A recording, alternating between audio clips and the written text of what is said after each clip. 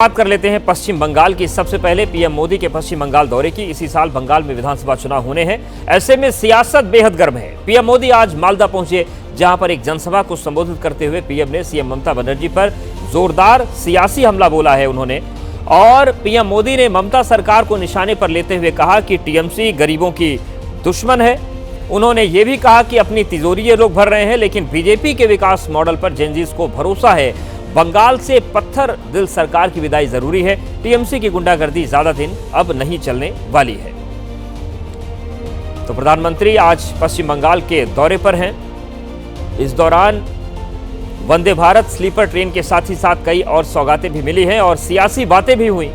और उन्होंने पश्चिम बंगाल की जनता से अपील की कि पश्चिम बंगाल से टीएमसी सरकार की विदाई सुशासन के लिए जरूरी है।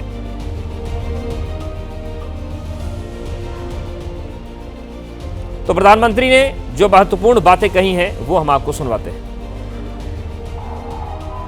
केंद्र सरकार गरीबों के लिए जो पैसा बेचती है, उस पैसे को यहां टीएमसी के लोग लूट लेते हैं। टीएमसी के लोग बंगाल के मेरे गरीब भाई बहनों के दुश्मन बने हुए हैं। उन्हें आपकी तकलीफ की कोई चिंता नहीं है। वो तो अपनी तिजोरियां भरने में जुटे हुए हैं। साथियों, मैं चाहता हूं बाकी देश की तरह बंगाल के गरीबों को 5 लाख रुपए तक का मुफ्त इलाज मिले। यहां आयुष्मान भारत योजना लागू हो।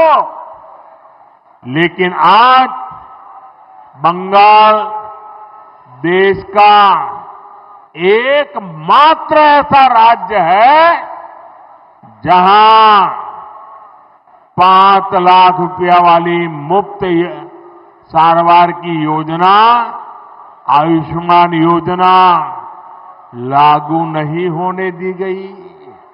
पूर्वी भारत को नफरत की राजनीति करने वालों ने जकड़ के रखा था। भाजपा ने इन राज्यों को नफरत की राजनीति करने वालों के चंगुल से, उनके चंगुल से मुक्त किया है। इतना ही नहीं, प्रधानमंत्री मोदी ने घुसपैठियों के मुद्दे पर भी पश्चिम बंगाल की ममता सरकार पर जोरदार सियासी हमला किया। पीएम मोदी ने कहा कि पश्चिम बंगाल से घुसपैठियों को बाहर निकालने की जरूरत है, लेकिन टीएमसी घुसपैठियों को बाहर नहीं निकालेगी। टीएमसी घुसपैठियों को बसा रही है और उन्हें वोटर बना रही, ये प्रधानमंत्री ने अपने भाषण में कहा।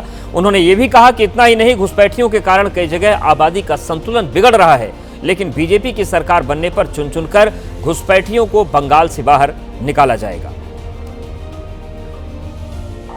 दुनिया के जो विकसित देश है, समृद्ध देश है, जहां पैसों की कोई कमी नहीं है, वो भी अपने यहां से घुसपैठियों को निकाल रहे हैं। पश्चिम बंगाल में भी बहुत जरूरी है कि घुसपैठियों को बाहर किया जाए।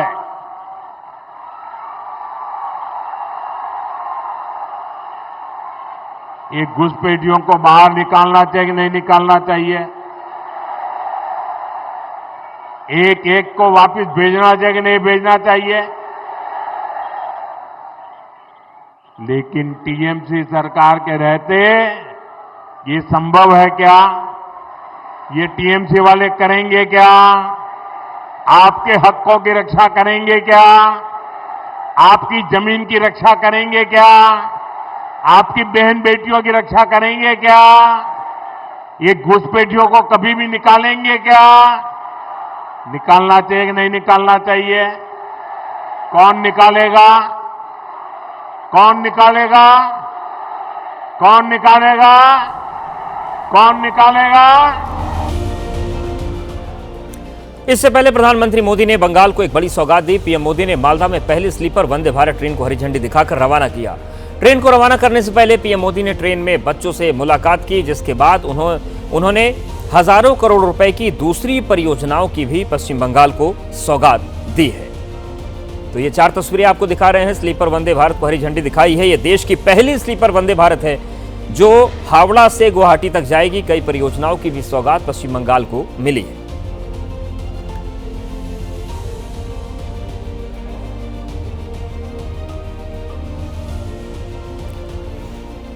बंगाल के प्रवासी मजदूर की मौत के बाद मुर्शिदाबाद में बवाल खड़ा हो गया। प्रदर्शनकारियों ने सड़क पर जाम लगा दिया। ट्रेनों को भी रोकने की कोशिश की गई और बवाल कर रहे लोगों ने रेलवे ट्रैक जाम कर दिया। यहां तक कि कुछ उपद्रवियों ने गाड़ियों और पुलिस पर भी पथराव किया। आप देख सकते हैं कितनी बड़ी संख्या में लोग जुटे थे। हालात को देखते हुए मुर्शिदाबाद के बेलडांगा में भारी पुलिस बल को तैनात किया गया है। आपको बता दें कि झारखंड में मुर्शिदाबाद के रहने वाले अलाउद्दीन की संदिग्ध हालत में मौत हो गई थी। प्रदर्शनकारियों का आरोप है कि अलाउद्दीन की मौत पीटने के बाद हुई। अलाउद्दीन की मौत की खबर जैसे ही मुर्शिदाबाद के बेलडांगा पहुंची, अशांति फैल गई। प्रदर्शनकारियों ने बेलडांगा में राष्ट्रीय राजमार्ग 12 को बाधित कर दिया, रेलवे ट्रैक जाम कर दिया। विरोध और हंगामे के चलते सड़क और रेल यातायात कई घंटों तक ठप रहा। वहीं मामले में सियासत शुरू हो गई। ममता बनर्जी ने आरोप लगाया कि बीजेपी शासित राज्यों में प्रवासी मजदूरों को मारा जा रहा है। बीजेपी ने पलटवार करते हुए कहा कि बंगाल में बंग भंग जैसी स्थिति बनाई जा रही है। तो आप देखिए किस तरीके से झारखंड में एक प्रवासी मजदूर की मौत के बाद मुर्शिदाबाद में बवाल हो गया। ट्रेन को रोकने की कोशिश की गई और इस पूरे मामले पर अब सियासी बयानबाजियों का दौर भी शुरू हो गया है और सियासी रार भी होने लगी है। तो देखिए बड़ी संख्या में जो नेशनल हाईवे है वहां पर जो मुर्शिदाबाद में लोग हैं वो जुट गए और उनका कहना था कि पिटाई के चलते उस व्यक्ति की मौत हुई है। राजमार्ग 12 को बेलडांगा में रोक दिया गया, रेलवे ट्रैक को जाम किया गया और विरोध और हंगामे के चलते सड़क और रेल यातायात दोनों कई घंटों तक ठप रहे। वहीं इस पूरे मामले पर अब सियासत भी हो रही है और आप देखिए किस तरीके से रेल की पटरियों पर ये लोग उतर आए और मुर्शिदाबाद में जो बेलडांगा क्षेत्र है वहां पर NH 12 को जाम कर दिया गया, रेलवे ट्रैक को रोक दिया गया। अब सवाल ये उठता है कि इतनी बड़ी संख्या में झारखंड की घटना जो हुई वहां के विरोध में मुर्शिदाबाद में लोग उतर आए, तो ये किस तरीके से पूरा बवाल बढ़ा, बंगाल में बवाल क्यों हुआ? और सवाल कई उठ रहे हैं कि बंगाल के मुर्शिदाबाद में बवाल आखिर क्यों? घटना तो झारखंड में हुई। झारखंड में बंगाल के प्रवासी मजदूर की मौत हुई। अलाउद्दीन शेख का संदिग्ध हालत में शव मिला था। झारखंड में फेरी लगाता था अलाउद्दीन शेख, मुर्शिदाबाद के बेलडांगा का रहने वाला था। मजदूर की मौत को लेकर बेलडांगा में प्रदर्शन हुआ, पिटाई के बाद हत्या का आरोप लगाया गया और इसी को लेकर ये इतना बड़ा बवाल मुर्शिदाबाद में हुआ, जिसके बाद ममता बनर्जी ने भी कहा कि जो बीजेपी शासित राज्य है वहां पर प्रवासियों के साथ बर्बरता हो रही है। हालांकि बीजेपी भी इसका पलटवार कर रही है, लेकिन ये एक बड़ा प्रदर्शन देखने को मिला है बंगाल में, मुर्शिदाबाद में, जहां का वो मजदूर रहने वाला था। संदिग्ध परिस्थितियों में शव मिला था और उसके बाद झारखंड में उसकी मौत की खबर जैसे ही मिली, मुर्शिदाबाद में लोग सड़कों पर आ गए। प्रवासी मजदूर की मौत पर ममता बनर्जी ने बड़ा आरोप लगाया है। ममता बनर्जी ने कहा कि जहां जहां बीजेपी की सरकारें हैं वहां पर प्रवासियों के साथ अत्याचार हो रहा है। বিহারে কালকে একজনকে পিটিয়ে হত্যা করা হয়েছে। ডাবল ইঞ্জিন সরকার যেখানে বিজেপি গভর্নমেন্ট আছে এবং প্রতিদিন পরিযায়ী শ্রমিকদের উপর অত্যাচার হচ্ছে, আক্রমণ হচ্ছে। এর থেকে নক্কারজনক ঘটনা কিছু হতে পারে না। तो ममता बनर्जी के सवाल के बाद जवाब भी आया है। संबित पात्रा ने ममता बनर्जी पर निशाना साधते हुए कहा कि बंगाल को तुष्टीकरण की राजनीति के जरिए अलग थलग किया जा रहा है। बंगाल अध्यात्म, तप, तपस्या और यज्ञ की भूमि है, मगर आज बहुत दुख के साथ मुझे कहना पड़ रहा है, उसी तप की भूमि पे ममता बनर्जी जी ने जिस प्रकार के शासन को स्थान दिया है, आज का माहौल बंगाल में बंग भंग जैसी स्थिति ही बनाई हुई है। 1905 में आपको याद है बंग भंग, बंगाल को तोड़ने की जो चेष्टा, कुचेष्टा अंग्रेजों ने की थी, वह कुचेष्टा भी तुष्टीकरण का नतीजा था। अंग्रेज तुष्टीकरण करना चाहते थे और बंगाल को तोड़ना चाहते थे 2 भागों में। और आज ये अतिशयोक्ति नहीं होगी और ये पॉलिटिकली रॉन्ग स्टेटमेंट भी नहीं होगा अगर मैं जोरदार तरीके से कहूं कि तुष्टीकरण के नींव पर ममता बनर्जी की चेष्टा है कि बंगाल को अलग थलग कर दिया जाए। आज कभी कभी तो ऐसा लगता है कि is Bengal a different part of India, is Bengal away from India, क्या बंगाल भारत का हिस्सा है या नहीं। जो भी प्रक्रिया भारतवर्ष में होता है उन सारी संवैधानिक प्रक्रियाओं पर कुठाराघात करती है ममता बनर्जी और टीएमसी की सरकार बंगाल के अंदर। और इस वक्त बड़ी खबर आ रही है, मुर्शिदाबाद में प्रवासी मजदूर की मौत पर बवाल करने वालों पर कार्रवाई की गई है। ये एक बड़ा अपडेट मिल रहा है। मुर्शिदाबाद में बवाल करने वालों पर एक्शन हुआ है। पुलिस ने बेलडांगा से 30 लोगों को हिरासत में लिया। उपद्रवियों को पकड़ने के लिए छापेमारी चल रही है, पुलिस की तरफ से ये बयान सामने आया है। तो झारखंड में जिस तरीके से प्रवासी मजदूर की संदिग्ध परिस्थितियों में मौत हुई, उसके बाद मुर्शिदाबाद में बवाल हुआ था, रेलवे ट्रैक और सड़क को जाम किया गया था और इसके बाद पुलिस ने कार्रवाई शुरू कर दी है। पुलिस ने बेलडांगा से 30 लोगों को हिरासत में लिया है, क्योंकि बेलडांगा ही वो जगह है जहां पर NH 12 को जाम किया गया था कई घंटों तक और उसके बाद रेलवे ट्रैक को भी जाम किया गया था। उसी बेलडांगा की तस्वीरें हम आपको दिखा रहे हैं। 30 लोगों को हिरासत में लिया गया है और उपद्रवियों को पकड़ने के लिए छापेमारी चल रही है।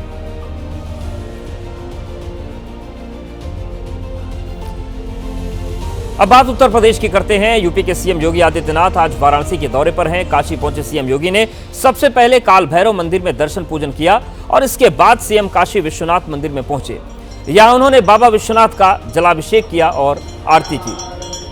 तो सबसे पहले काल भैरव मंदिर पहुंचे और उसके बाद काशी विश्वनाथ का उन्होंने पूजन किया। ये तस्वीरें हम वाराणसी की दिखा रहे हैं। योगी आदित्यनाथ वाराणसी दौरे पर पहुंचे और वहां पर उन्होंने पूजा अर्चना की। ये दो तस्वीरें आपके सामने हैं। सबसे पहले काल भैरव मंदिर में पहुंचे, जो कि वाराणसी की परंपरा भी है। तो काल भैरव मंदिर में पहुंचने के बाद, आरती करने के बाद काशी विश्वनाथ का उन्होंने पूजन और अर्चन किया।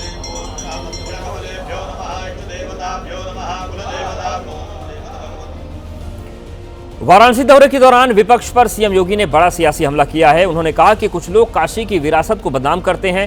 काशी को लेकर लगातार साजिश हो रही है। मुख्यमंत्री योगी आदित्यनाथ ने बयान दिया है। उन्होंने कहा कि काशी को लेकर लगातार साजिशें चल रही हैं, यहां की विरासत को बदनाम किया जा रहा है। मुख्यमंत्री ने कहा कि कांग्रेस ने काशी को लेकर तुष्टीकरण किया है। कांग्रेस भारत की विरासत का अपमान कर रही है। मणिकर्णिका घाट को लेकर बदनाम किया जा रहा है। तो मणिकर्णिका घाट की जिस तरीके से तस्वीरें वायरल हुई और जिस तरीके के सवाल उठे, उसके बाद मुख्यमंत्री पहुंचे थे और उन्होंने कांग्रेस को आड़े हाथों लिया। कुछ लोग हैं जो काशी की इस विरासत को सदैव बदनाम करते हैं, उसे अपमानित करते हैं। मुझे याद है जब काशी विश्वनाथ धाम का निर्माण हो रहा था, तब भी कुछ लोगों ने साजिशें रची थी और लगातार वे साजिश रचते रहे। 2019 में काम जब प्रारंभ हुआ तब से लेकर के और 2023 तक लगातार, 2021 तक लगातार उनके द्वारा साजिशें होती रही, लगातार साजिशें होती रही। यानी उन्होंने वह भी कृत्य किए थे कि किसी वर्कशॉप में जहां मूर्तियां बनती हैं, वहां टूटे हुए मूर्ति के अवशेषों को ला करके एक जगह इकट्ठा करके फिर सोशल मीडिया प्लेटफॉर्म के माध्यम से इसको वायरल करके बदनाम करने का काम हुआ था। और मुख्यमंत्री के बयान पर अब यूपी कांग्रेस अध्यक्ष अजय राय का बयान भी सामने आ गया है। उन्होंने कहा है कि अहिल्याबाई की मूर्ति तोड़ने वालों पर कार्रवाई की जाए, ये मांग उन्होंने की है। और उन्होंने ये भी कहा है कि सीएम योगी आदित्यनाथ माफी मांगे। सीएम योगी से माफी की मांग उन्होंने कहा है और उन्होंने कहा कि सीएम योगी पीएम मोदी वाराणसी की जनता से माफी मांगे, क्योंकि अहिल्याबाई की जो मूर्ति तोड़ी गई है वो नहीं होना चाहिए था। उन्होंने मूर्ति तोड़ने वालों पर कार्रवाई की मांग की है। साथ ही सीएम और पीएम से माफी मांगने की मांग भी उठाई है।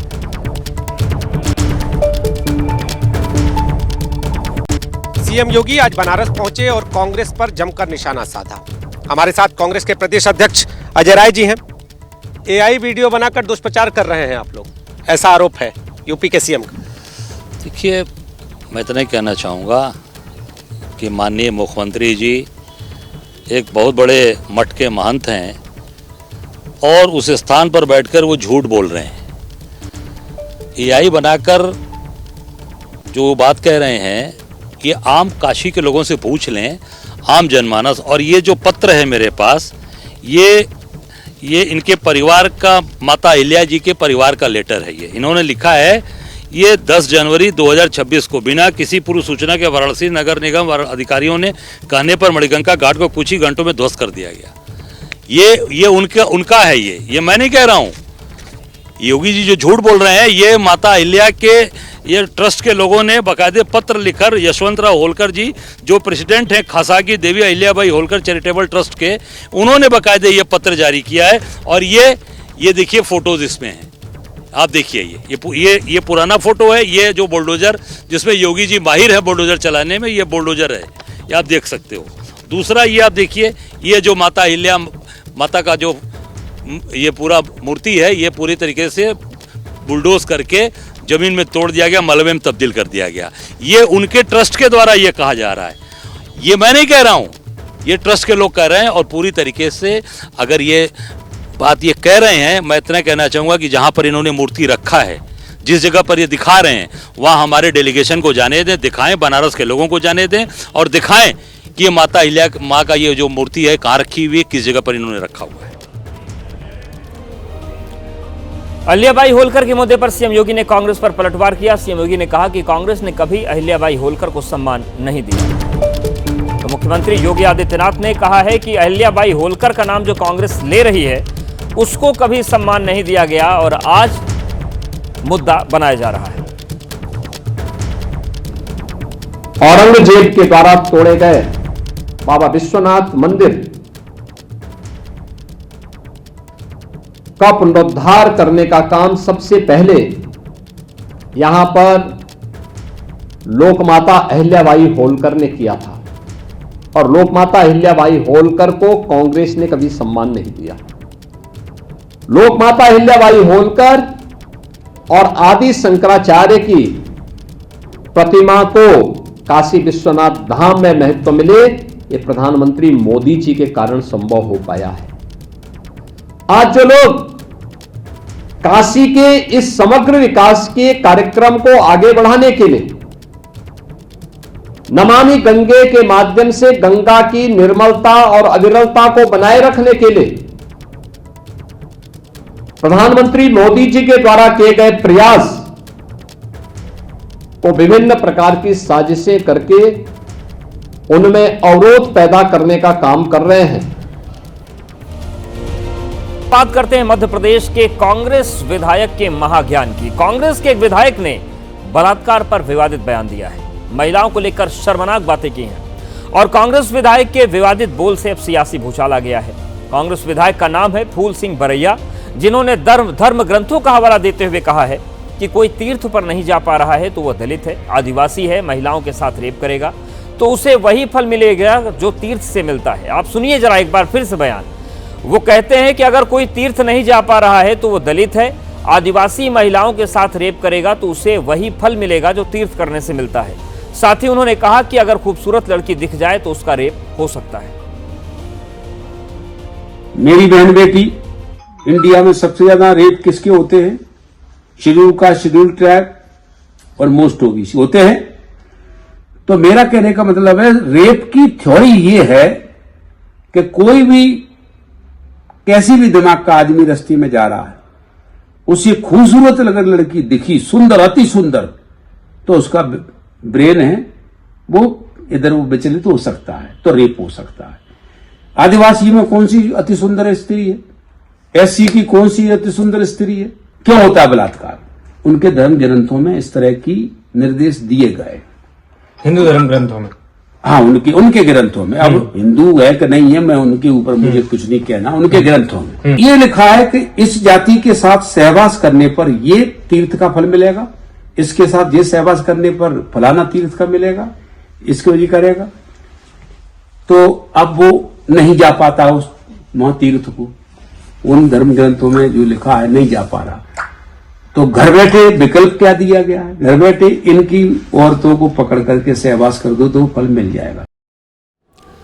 तो इस शर्मनाक बयान के बाद अब कांग्रेस विधायक फूल सिंह भरैया कटघरे में हैं। आज जब मीडिया ने उनसे इस मामले पर सवाल किया तो अपने बेहुदा बयान पर माफी मांगने की जगह सवालों से बचते नजर आए और कहा कि बयान से कांग्रेस पार्टी का कोई लेना देना नहीं है। पार्टी बिल्कुल साथ नहीं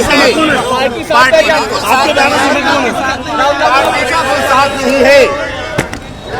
आपके बयान से कांग्रेस पार्टी सहमत है? नहीं, बिल्कुल नहीं। इस बयान क्या इस बयान से सर आप ये मानते हैं कि बलात्कार जैसी चीज किसी धर्म या वर्ग से बनाएंगे आप? सर बलात्कार किसी धर्म या वर्ग से जोड़ के देखा जा सकता है, आप अभी भी ये मानते हैं? वोट बैंक की वजह से आपने बयान तो कांग्रेस विधायक फूल सिंह भरैया के विवादित बयान पर मुख्यमंत्री मोहन यादव का बयान सामने आया। उन्होंने कहा कि कांग्रेस नेता राहुल गांधी मध्य प्रदेश आ रहे हैं, उनके नेता जहर घोलने का काम कर रहे हैं। इसके साथ ही उन्होंने फूल सिंह भरैया को पार्टी से निकाल देने की मांग की है। केंद्रीय मंत्री सूबे के पूर्व सीएम शिवराज सिंह चौहान ने भी बयान की निंदा की है। समाज में ऐसे जहर घोलने वाले बयान देकर के फूल सिंह भरैया ने जो सामाजिक विद्वेष फैलाने का काम किया है, मैं उम्मीद करूंगा कि राहुल गांधी जी आकर के अपने विधायक से भी कहे, सस्पेंड करे, पार्टी से बाहर करे, लगे कि हाँ उनके मन में समाज के बाकी वर्गों के लिए भी कोई सम्मान है। मैं उनके इस बयान की निंदा भी करता हूं।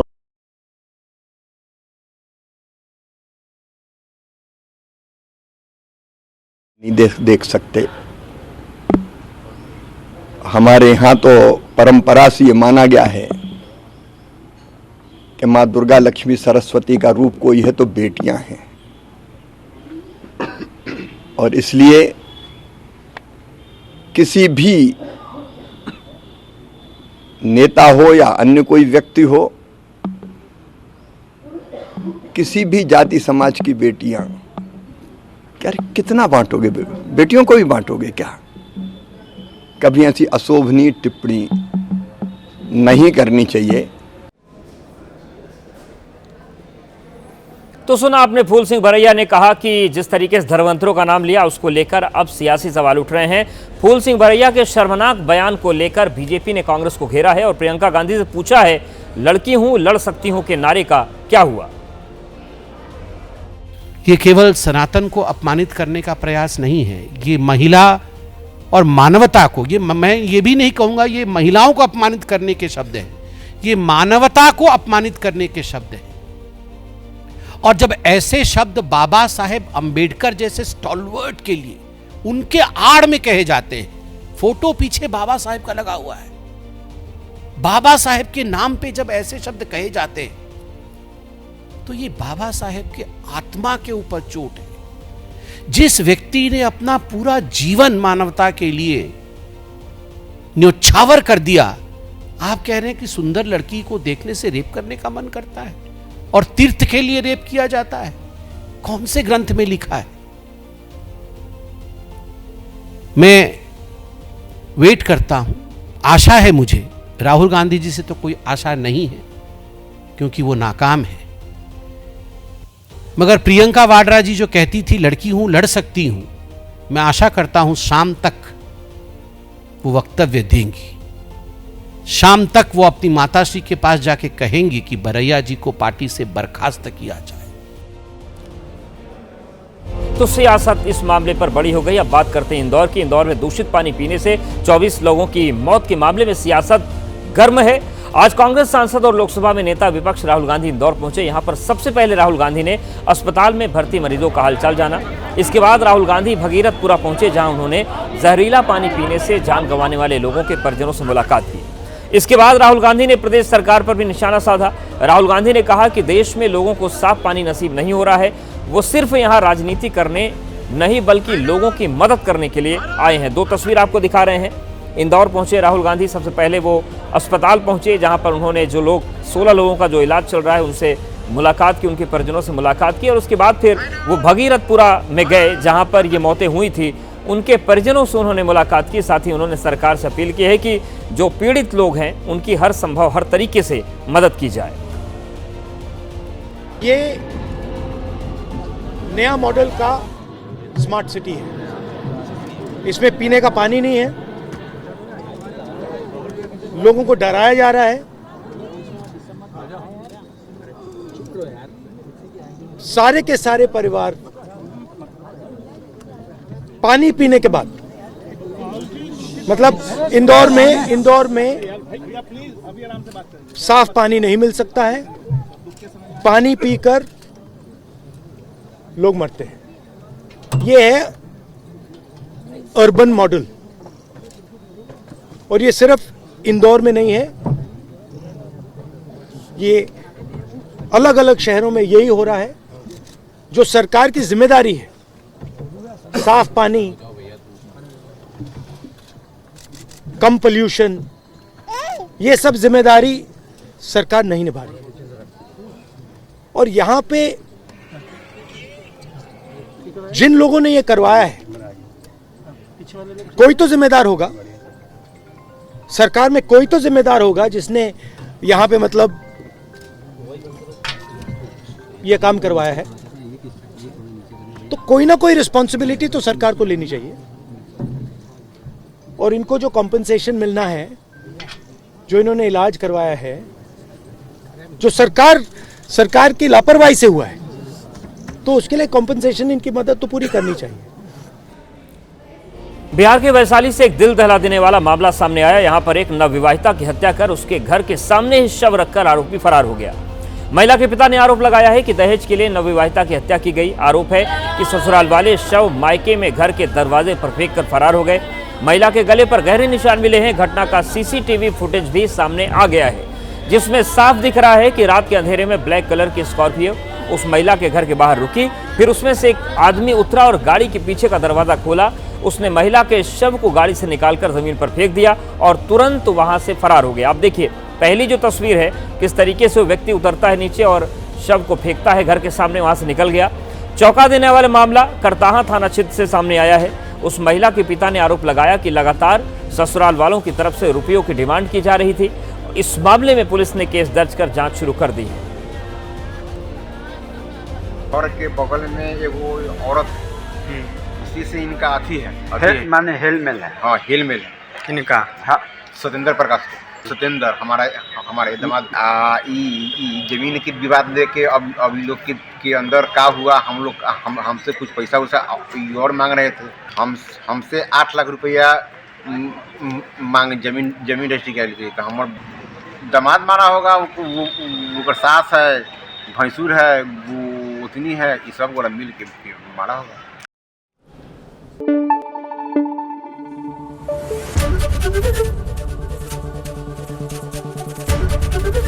एबीपी न्यूज आपको रखे आगे।